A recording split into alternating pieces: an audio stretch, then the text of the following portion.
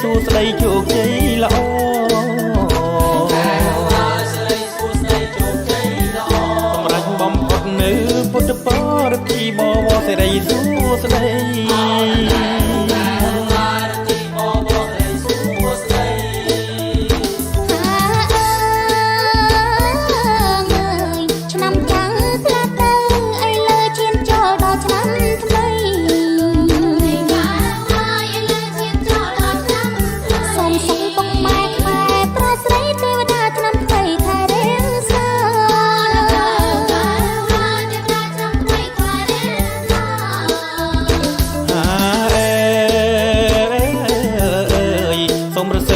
ពរជ័យជូនទៅពីស័យបានក្តីសុខ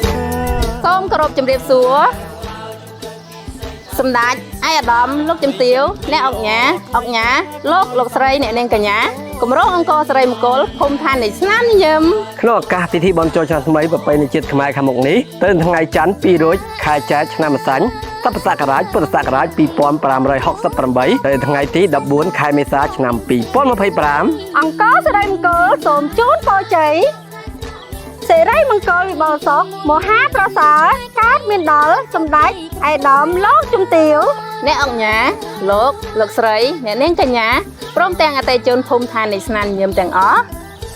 មានសេចក្តីសុខសុភមង្គលធ្វើដំណើរកំសាន្តទីចិត្តវិឆ្ងាយប្រកបដោយសុខសុវត្ថិភាពគ្រប់ក្រុមគ្រួសារសូមគោរពជម្រាបលា